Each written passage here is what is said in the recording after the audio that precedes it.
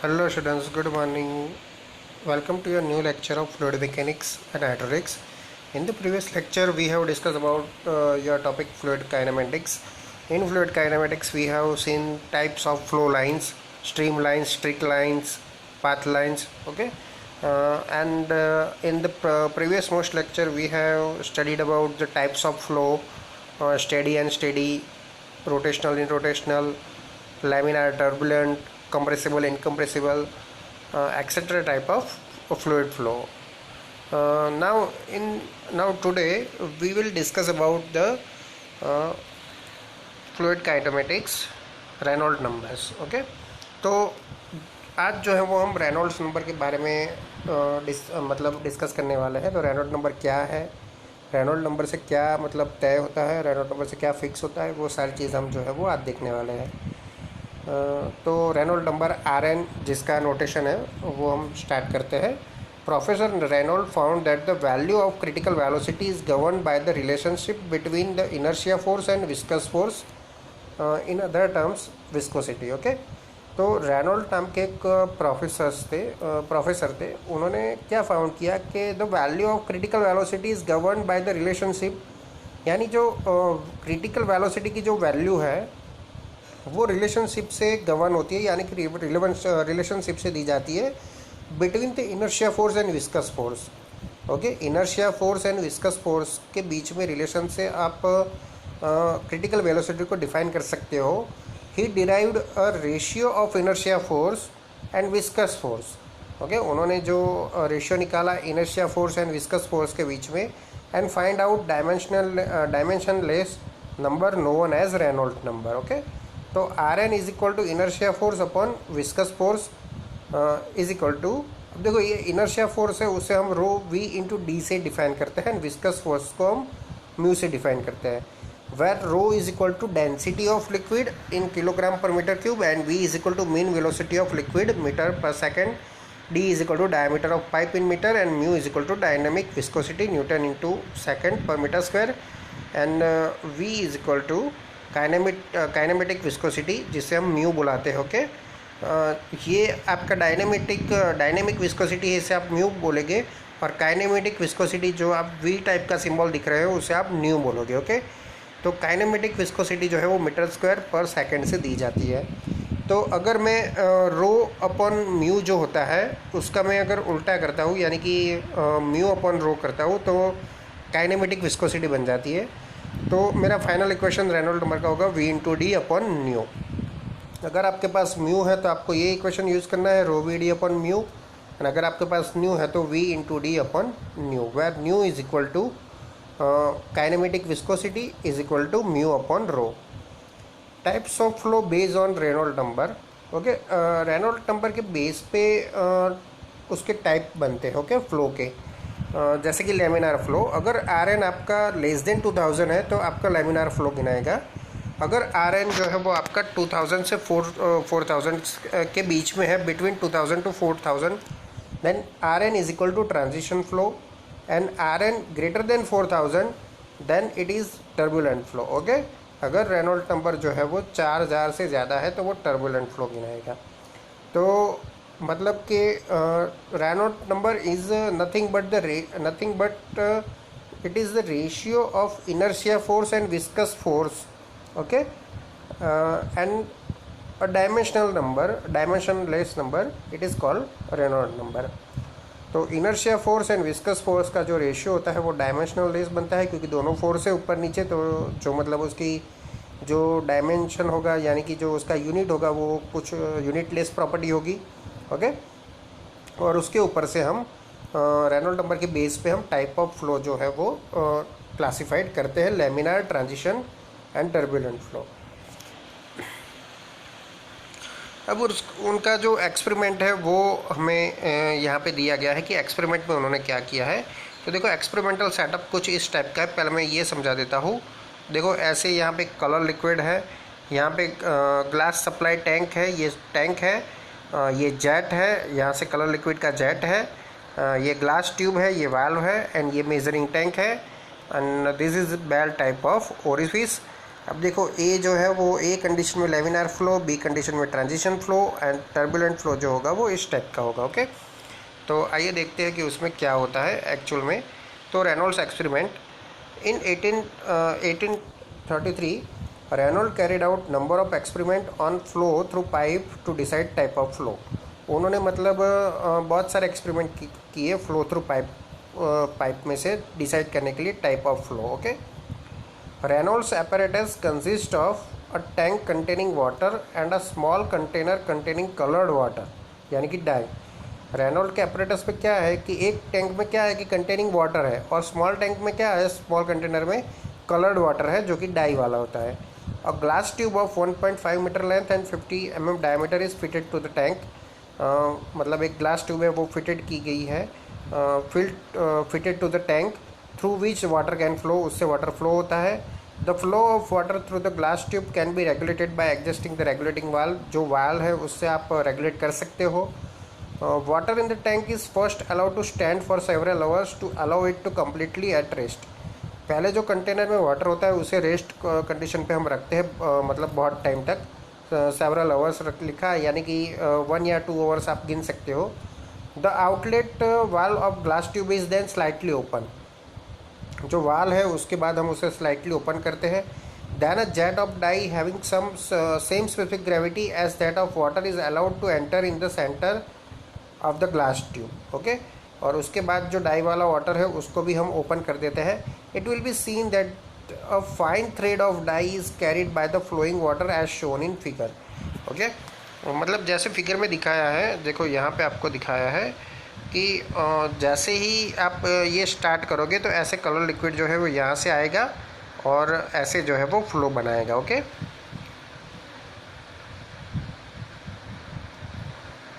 The dye thread will move so steadily that it will be hardly seen to be in motion. Such a flow is known as laminar flow.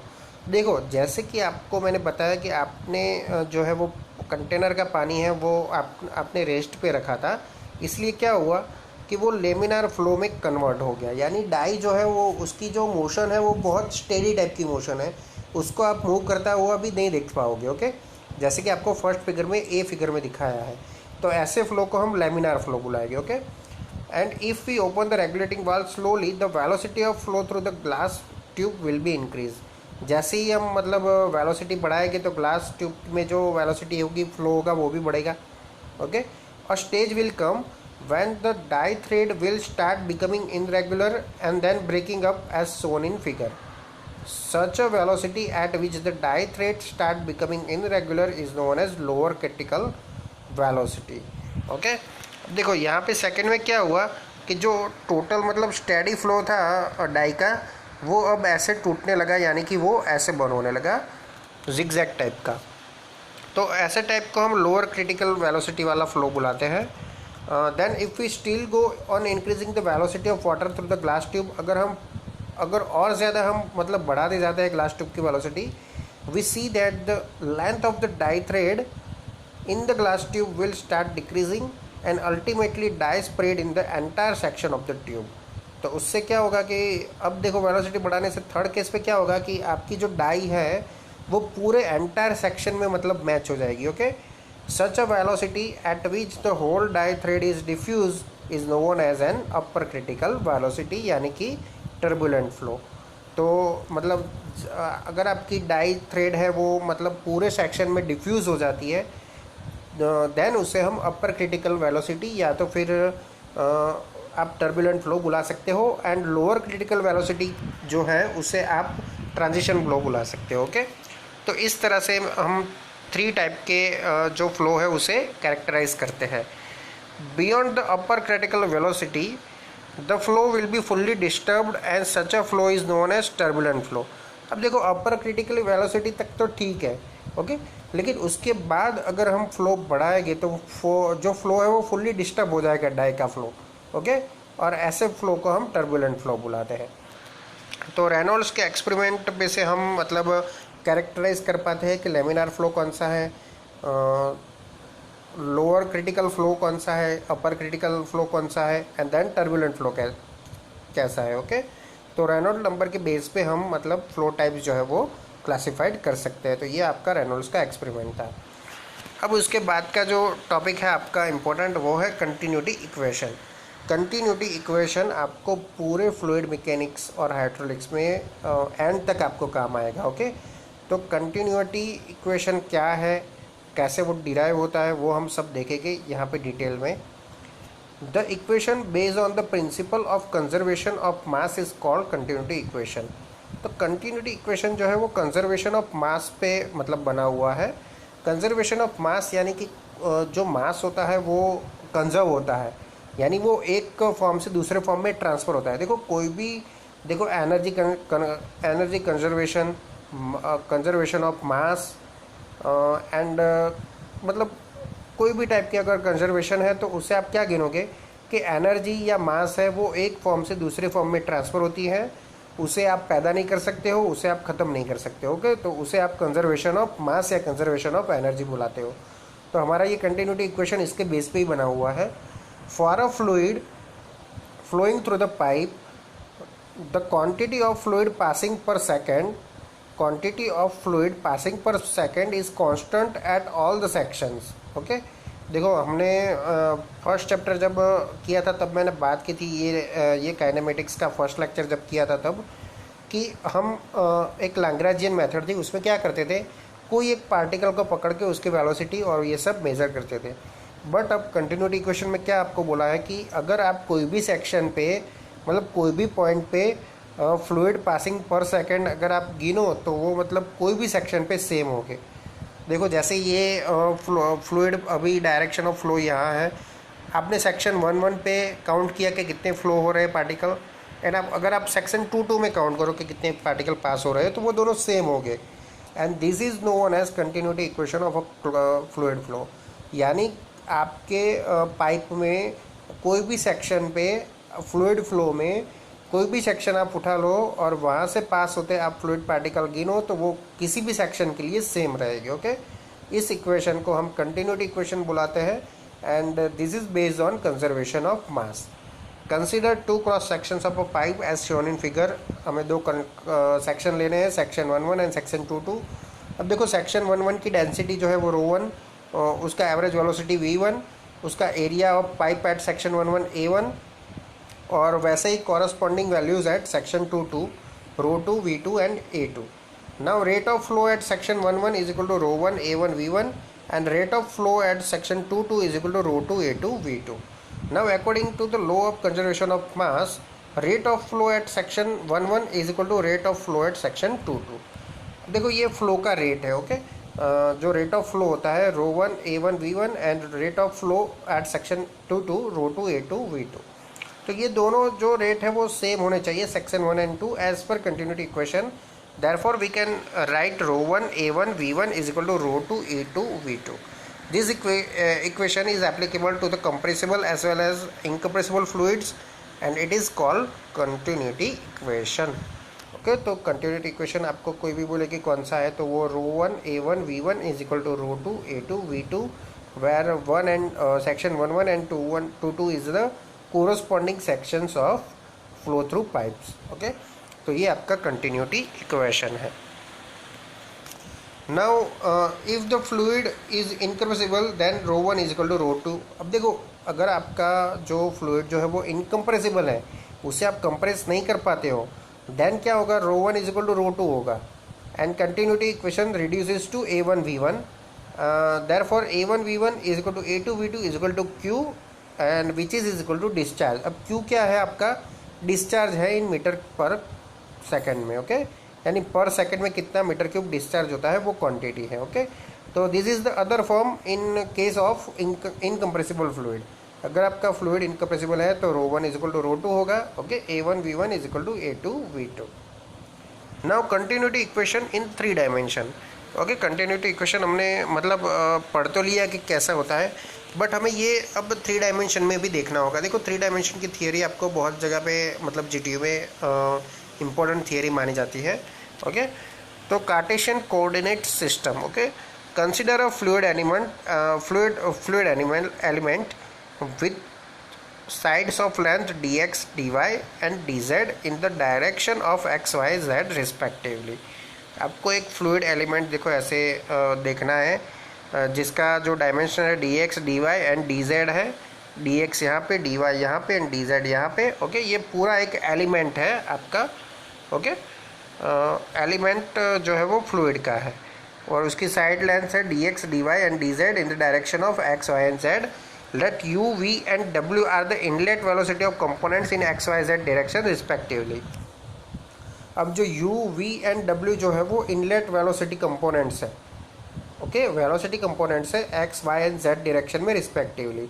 Late rho is the mass density of fluid element at any instant. Rho जो है वो mass density है fluid element की कोई भी।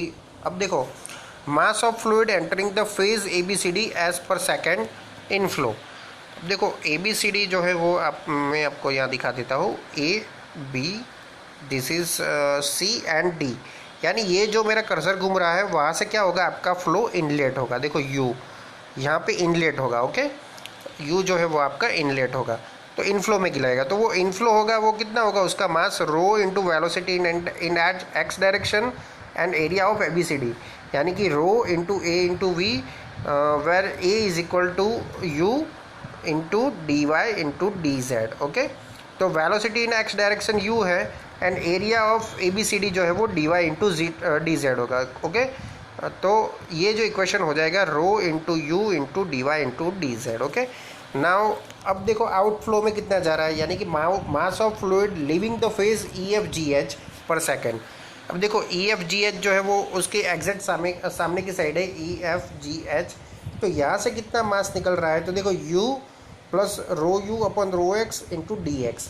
अब ये कैसे आया मैं आपको यहाँ पे दिखाता हूँ। तो आउटफ्लो में देखो, एक तो इतना तो रहेगा ऊपर का जितना, तो rho into U into DY DZ plus देखो, अब देखो ये जो होगा उसका आप मतलब जो ये डेरिवेशन होता है वो आपको करना पड़ेगा, rho upon rho x rho into U DY DZ into DX।